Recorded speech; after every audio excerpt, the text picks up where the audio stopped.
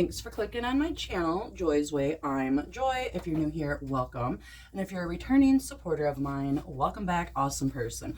So today I'm going to be starting a series. It's going to be about my mental health. I don't know, Joy's mental health. I don't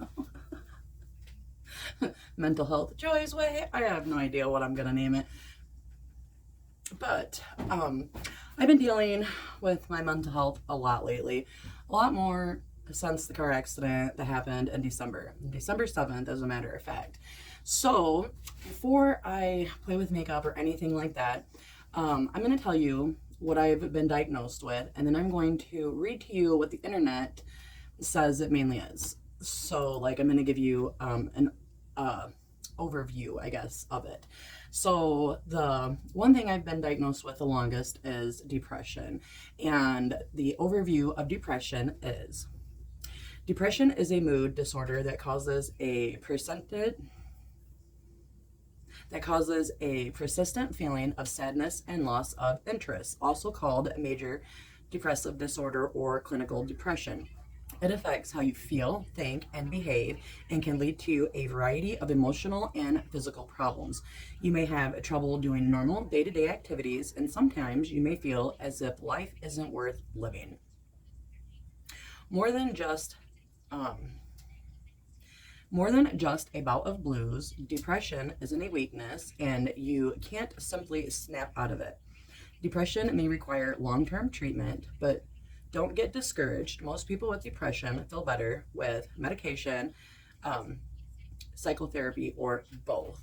And that is true for the most part. Okay, then I've been diagnosed with anxiety. The overall view of that is experiencing occasional anxiety is a normal part of life. However, people with anxiety disorder frequently have intense, excessive, and persistent worry and fear about everyday situations. Often, anxiety disorder involves repeated episodes of sudden feelings of intense anxiety and fear or terror that reach a peak within minutes. These feelings of anxiety and panic interferes with daily activities and difficult to control, are out of proportion to the actual danger, and can last a long time. You may avoid places or situations to prevent these feelings. Symptoms may start during childhood or the teen years and continue into adulthood, and that's true. The next thing that I've been diagnosed with is PTSD, and that is post-traumatic stress disorder. And the overall view of that is post-traumatic stress disorder is a mental health condition that's triggered by a terrifying event, either experiencing it or witnessing it. Symptoms may include flashbacks, nightmares, and severe anxiety, as well as uncontrollable thoughts about the event. Most people who go through traumatic events may have temporary difficulty adjusting and coping, but with time and good self-care, they usually get better. And if the symptoms get worse, last for months or even years,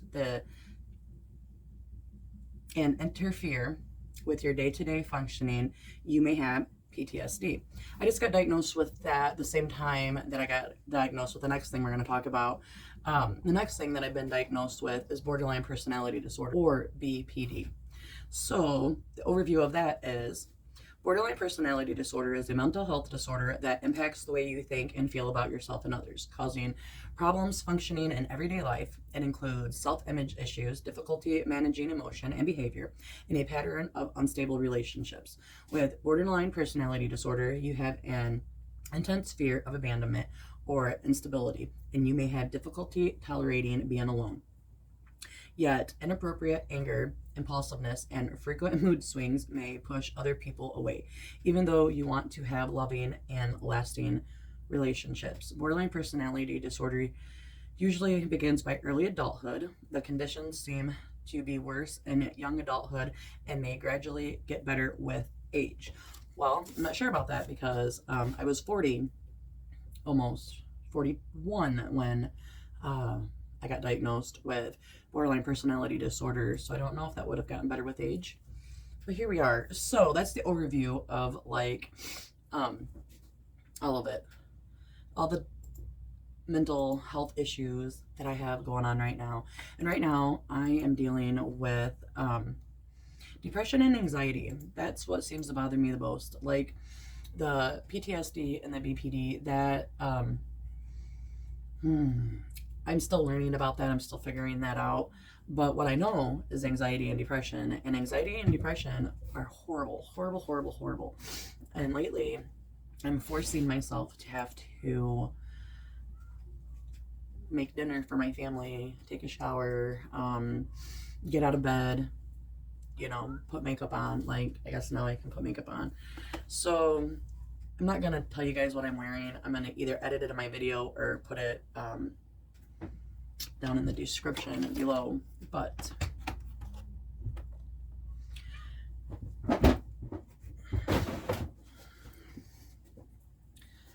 my mental health series is mainly going to be about me, my mental health series. I'm not a professional. I'm not a doctor. And right now, I'm not even seeing a counselor, let alone a therapist, because I can't.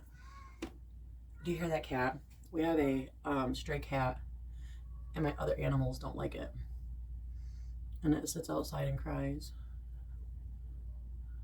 But anyways, plus I have my window open. But in my area, you have to fit critical, like, when you want to see a therapist, you have to first you have to be recommended by not only your family physician, your counselor too, because you have to be seeing a counselor, and they both have to recommend you to see a therapist. But that don't mean that you're going to go, because I've been recommended 3 times, and then what happens is they call you and then they ask you like 1,000 fucking questions, and then that they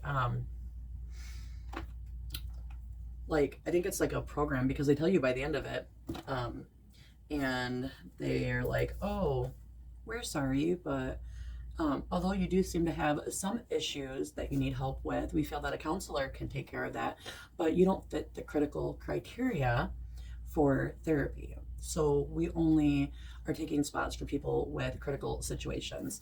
And that was even before COVID hit, just so you're aware. This has nothing to do with the COVID at all. And everything to do with you have to fit a certain criteria. And by God, if that ain't the biggest bullshit that I've ever heard, like, if you think you need help and you're going to your doctor, because your doctor has to give you the medicine before you see a therapist, right? So you have to go to counseling, and the counselor has to agree that you need medication. So then you'll go to counseling for a time or two, and then you have to like connect your doctor. You have to like sign paperwork, so that way your doctor and counselor can communicate and talk to each other. And then your counselor, if they decide you need medicine, because they can't prescribe it to you, not a counselor, only a therapist can, or your family physician. So then you go to your doctor and they give you medicine, and then you hopefully, you know, find out the best kind that will work for you. Oh, and speaking of that, there's a DNA test. I don't know the name of it, but there's a DNA test that you can take to find out what medications work best for you. I just did it. I just did about 3 months ago. My doctor swabbed my mouth, sent it in. It took like a month to get the results, and it tells you what medications work best for you and what medications you should not take at all, which is super crazy, because all the medications that they have listed that I should not take at all, when they had me misdiagnosed with bipolar disorder, those were the medicines that they were making me take. And those medicines, let me tell you what, they made me evil. Like, not all medication is good for people. Not at all. So anyways, hopefully you can get the right medicine. I suggest, like, now that I know you can do a DNA test, I'm telling everybody, because you know what? You may be going through a lot of medications and not being able to figure out what you need, and not know that there's a DNA test that you can take, and your doctor knows it. They can figure it out. They can find out about it, because there's a few people that have went to their doctors and their doctors weren't aware of it, and they were like, no, this is happening, check into it. And their doctors checked into it, and they were like, oh yeah, we can do this. So don't let your doctors be lazy. Make them Make them earn their damn paycheck. But anyways, so after you start on medication, you still have to go to counseling, you still have to go see your doctor, and between your doctor and your counselor, they decide if they think that you need to see a therapist. I need to see a therapist. I tell you what, my ups and downs are that's why they thought I was bipolar, because I have ups and downs. But a lot of it has to do with the borderline personality disorder, which there's a lot of similarities, I think is what it's called, similarities between bipolar disorder and borderline personality disorder. Because when you have borderline personality disorder, there's also ups and downs, but they don't last as long as if you have bipolar disorder. So I feel like I'm finally on some medication that works good for me, and I have had it raised. You know, I take it for a while. I like how it's working, and then when I feel like it's not working anymore, I go to my doctor and I say, okay, let's raise it. And that's what I had to do when the accident happened. But I didn't do that right away because, like, I wasn't sure how I was going to react. And a lot of people were worried that I wasn't going to be able to handle taking care of Dave and all the doctor's appointments and this and that. And you know what? I did just fine with that. That wasn't the problem. The problem is when there's an emergency, you want me to be on your side. I will do everything for you. I will cook for you. I'll clean for you. I will bathe you. I will drive you wherever you need to go. I will get up every hour on the hour to give you medication, to make sure you're breathing, whatever it is, and not complain one time about it. But during that time, I won't give a shit about myself. And then that's what happens is, that's what happened this time, is I forget that I need to take care of me, and I just get to the point where I just don't give a fuck. Like, right now I'm making myself play with makeup because, like, I like to play with makeup, but lately I haven't been wanting to, and I know that I have to force myself to do stuff that I normally enjoy doing, because when you're depressed, you don't want to do nothing. You don't want to climb out of bed. You don't want to eat. You don't want to shower. You don't want to change your clothes. You don't want to go to the store. You don't want to pet your dogs. You don't want to talk to your family, your children. You don't want to cook dinner. You don't want to clean your house. You don't do nothing. You don't want to do nothing. I'm pretty sure there's people out there that might have some different types of, depression symptom. But the majority of the people that I know, along with myself, when depression gets really bad, you just stop caring about you. You may care about everybody around you. You may want to help everybody around you, but you don't want to help you. So I don't want to get up to take a shower, but if Virgil's alarm goes off for him to take his medication, I will jump the fuck up out of bed and take him his medication because he needs that. Do I need to shower? Sure I do. Do I think I need to shower? Nope. I get to the point to where I think that I'm being selfish if I worry about myself. And so I just quit worrying about myself. And then I have anxiety, and the anxiety does not help at all with nothing, because I don't know if I know there's different types of anxiety, and I have, like, I think normal anxiety, and then I have social anxiety. I would rather just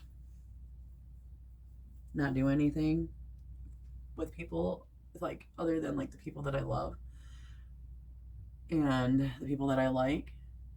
I don't care to try new things with a bunch of strangers. Like, I don't want to be in an environment where somebody might talk to me that I don't know. I used to not care, but that anxiety gets you twisted and makes you feel like you you can't be around certain people. Like, so my anxiety is so bad that when I go to the store, I don't have them, they're charging. I have headphones, my blue headphones, and I wear them. I know they tell you not to like wear headphones when you're like in public or whatever because somebody could kidnap you. Please fucking kidnap me. I think you're gonna get me back. I'm gonna be pretty difficult. Like, you know, I don't think they'd keep me. But if I have headphones on, people leave me alone.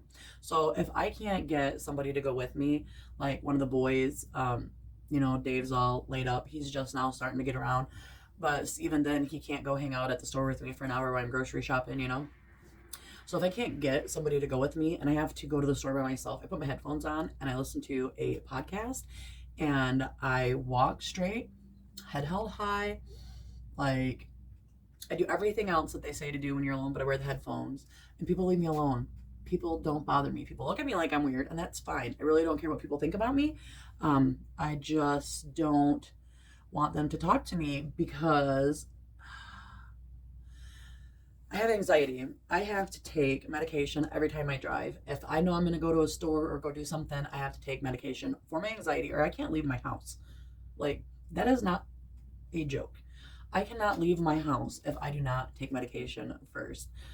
It wasn't that bad before the accident, but since the accident, it's been like that. And the main reason, I forgot to do my damn brows, is because it's gotten worse. Like, so before the accident, I needed medication to drive. You know, I would take like one anxiety medicine a day. Rather, you know, just every morning I would take an anxiety medicine. And then after that, it's, you know, take it as needed or whatever. But one anxiety medicine would be good. It would get me through the whole day. Don't do it no more. I'm taking 3 a day now. The reason my anxiety's gotten worse is because I believe when your depression gets worse, your anxiety gets worse. And when you quit caring about yourself, like, it starts off not eating like you're supposed. Well, I don't eat like I'm supposed to anyways, so that's a lie. So for me, it starts off with like not changing my clothes, like wearing the same thing that I wore all day to bed. And then it'll go to where if I don't have to go anywhere, sometimes I've wore the same outfit 2-3 days in a row and didn't give a fuck, didn't care, stayed in bed if I didn't have to do anything and just said to hell with it. Like, got up and only did what I needed to do when it needed done, and if it didn't need done, I stayed in bed. And so, like, if you've noticed that I haven't been that active on YouTube, it's because I haven't been. I mean, I have been, but I haven't been watching other beauty channels. Instead, I'm watching podcasts. I'm watching podcasts about true crime and paranormal activities and conspiracy theories and all of that stuff. It puts me to sleep. So I go to sleep. I just phase out. I call it phasing out. I put my headphones on and I forget about everybody around me. And I'm doing that more and more. So I had a doctor's appointment with my doctor and we were doing a med check. And I went in there and I probably hadn't showered in a couple of days. And I did change my clothes. I did like a birdie bath. And then I just went to my doctor's. And from the day that I met this woman, I had been wearing makeup. And I wear makeup all the time. I love my makeup. Like, that's something that brings me joy. But when I'm depressed, I don't have time for makeup. When I'm depressed, I don't have time for me at all. And then if I do something for me, I feel bad. Like right now, I feel like I am taking away from my family and I could be doing something, although I wouldn't be doing shit but sitting on my bed playing Call of Duty or watching something on YouTube. Rather, it's a beauty creator or a podcast. And but I think about the stuff that I could be doing if I wasn't focusing on me.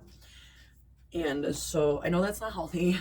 But anyways, let's get back to my doctor. So I went in and my nurse is always the same nurse. And she's like, like asking me, you know, like all the depression, anxiety questions. And I'm like, yeah, you know, um, it's, you know, I told them about the accident because she's like, so what new has happened in your life? And I'm like, huh? And she's like, they just knew something was wrong. And I was like, oh yeah.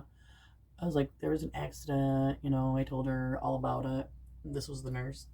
And then she, you know, went and told the doctor or whatever, and the doctor came in and um, you know, asked me about the accident and stuff, and she's like, why haven't you gotten a hold of me sooner? I would have raised your medicine, I would have raised your anxiety meds, your depression meds. She's like, all of it. And I was like, because, like, I don't give a fuck. And she's like, I know you don't. She's like, but you need to. She's like, you need to make yourself care. And I'm like, I don't care though. Like, that's the problem. Like I care about, it's really hard because like I do care about stuff. I do love people. Um, but then when push comes to shove, if you push me in a corner, I don't give a fuck about anything at that moment. But when I'm caring about my family or whatever, and I'm stressed because we're running out of money, I'm stressed because I can't find a job, I'm stressed because Dave is stressed. David, he feels bad because he can't help provide for his family. And then that makes me stress. And then I stress because my son Virgil wants to go back to work, but he is one that has the brain damage, and they don't want him to go to work, and he doesn't understand why they won't let him go to work yet. And he gets mad, and he stresses because he wants to go back to work. He wants money again. He's tired of being broke, you know? He just wants to do his life all over again. So, and I stress about that. And then, you know, I stress about my other son that's, you know, always getting in trouble. And then I stress about my other son that stays up all night playing video games. And then there's my other son, and I have a lot of sons. But, you know, I stress about everything. I stress about my daughter downstate and my grandchildren. And then I stress about my other daughter that's in Texas right now, and my grandchildren that I don't even get to see because they moved. And even if I wanted to go there, I don't have the money to because of the accident. So I don't know if we would have been able to have done it when there wasn't no accident, but we had a better opportunity of having the chance to be able to go visit her and the grandkids and her boyfriend, baby daddy or whatever they call him. I don't know. But anyhow, it's just, I stress. I stress about everything. And now we got this stupid fucking war. And I have no idea. I know nothing about it. So, you know, I guess forgive me for what I'm about to say, but I think the United States has enough to fucking worry about, and we don't need to be worrying about other countries. And I know that's gonna piss a lot of people off, but it's the truth. Like, we can't even take care of our own land. The United States don't need to be sending our troops to go help other countries fight. I don't care if we have a treaty with them or not. Like, so now I'm gonna stress because I have family in the military and I have friends in the military. So now, on top of all this other fucking stress, now I get to stress about a war. And I already stress about everyday life. I stress about everything. Like, let me be completely honest with you. At the moment, it is 7:14 at night. And I have been trying to do this video since 7 o'clock this morning. 12 hours. I mean, I guess it's been a little less than 12 hours from when I actually started recording, but like, I have to convince myself to do stuff. I have to talk myself into it. And then by the time I talked myself into it, I had wore myself out and I needed a nap. So I took a nap. And then I woke up from that nap. Dogs. Then I woke up from that nap and, you know, did some stuff and made time finally to sit down and record. And that's my anxiety. My anxiety is stopping me from recording. My depression is stopping me from wanting to record. Like, it's just a whole big thing. And I know I have to push myself. Like, I know I have techniques. I gotta let them dogs in. All right, I got the dogs in. But anyways, what I was saying is I have techniques. I have techniques that I use through all the years of counseling, because I've been going to counseling off and on since I was 20. And so I've learned, techniques because my doctor, because I was like, I still haven't found another counselor, because I think the counselor that I was going to, I think she had the start of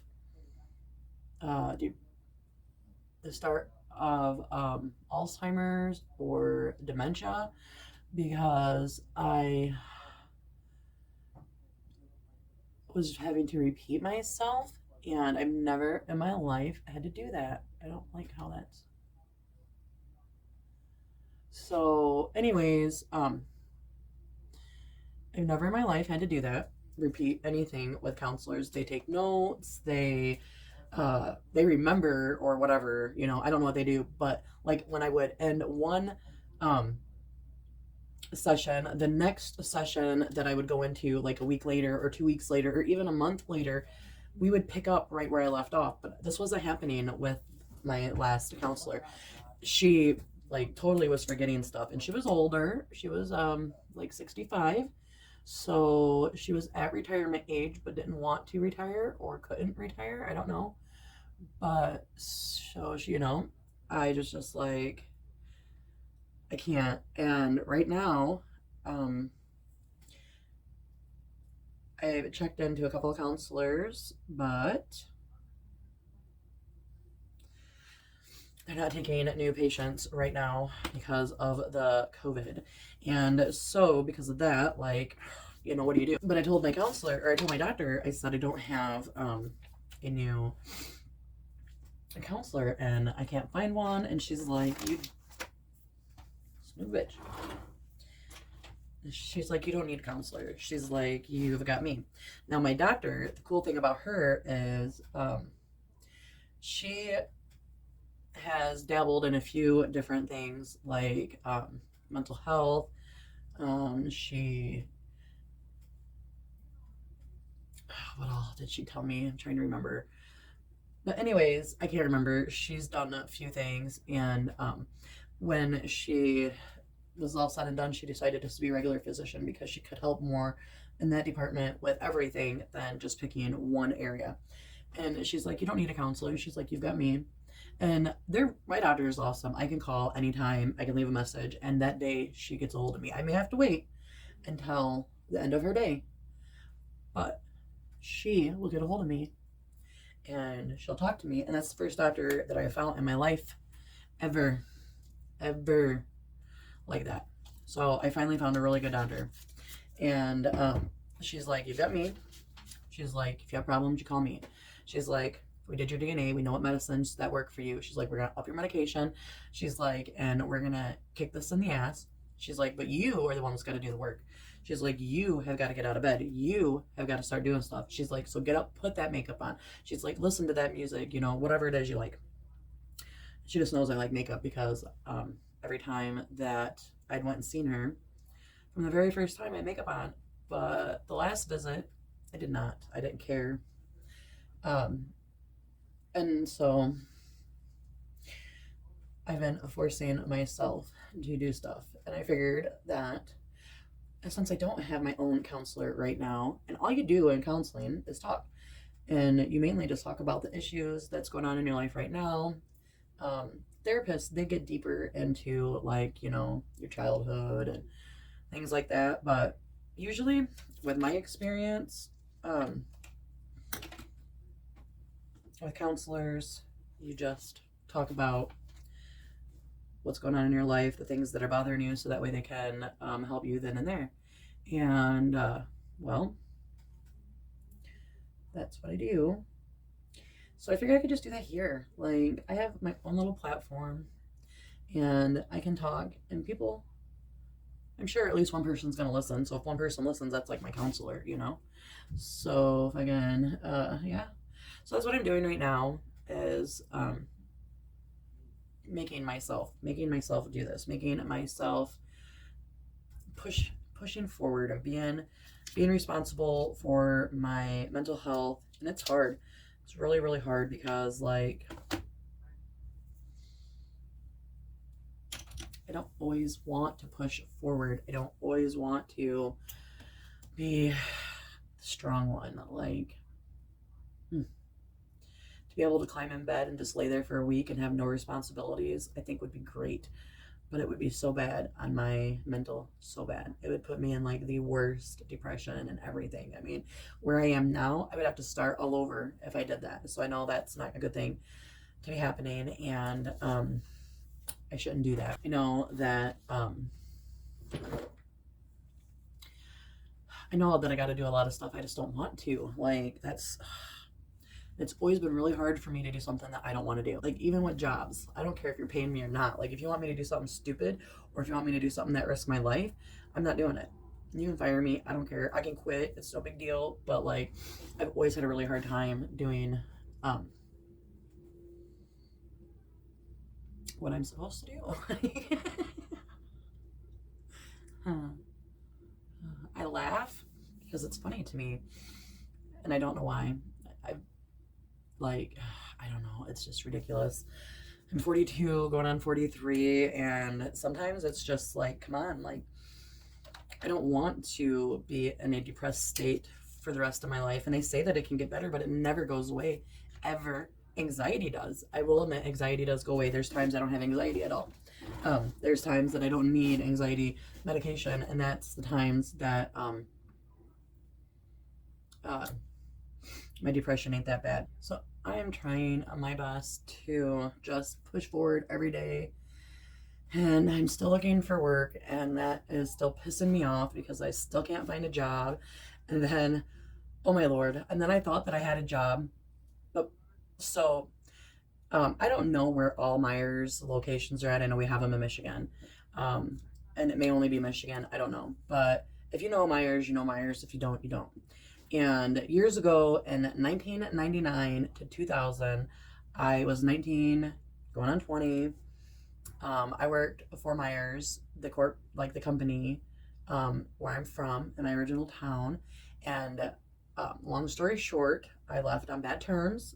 Bad terms meaning I threw my register at my manager and told him to count the fucking drawer himself, that I was not doing it, that I quit. And I walked out and I left, and they mailed me my paycheck and everything.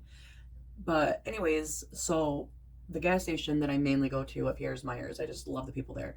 Well, they lost like half their workers because of COVID, because they wouldn't wear a mask, nor would they get the shot. Now, that's their business.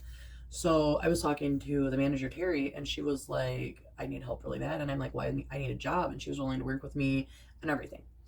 So I was like, well, so let me ask you a question. Like, can I even work here? And I told her what happened with Meijer's years ago. And she's like, oh yeah, I don't think that that follows you. She's like, it'll just, tell them when you worked for them, blah, blah, blah.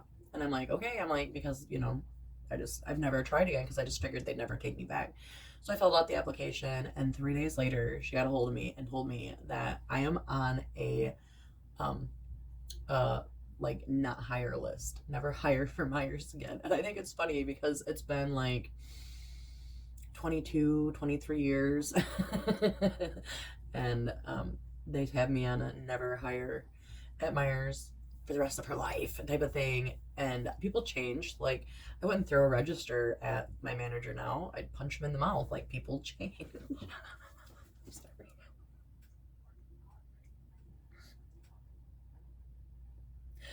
Oh, anyways, but I'm still looking for a job, and that's irritating right there. I've never had such a hard time, and I'm even willing to wear a mask. Now, I'm not willing to get the shot. I just don't. I've didn't get the flu shot when the flu shot was offered. I don't like foreign things going in my body, and I don't want this COVID shot. I don't want. Now they're making people take multiple shots, and it's not working. Like, from what I see, from what I've researched, from the people that I know, like, I've never had the shot, and I've never had COVID. Now, COVID's been in my house, and nobody in my house has gotten the shot, and COVID has been in my house, but I didn't get it. So I'm worried about it. I don't think I'm going to get it. I don't get the flu, so I'm not worried about it. But I'm willing to wear a mask. I don't want to wear a mask, but I will. I need money.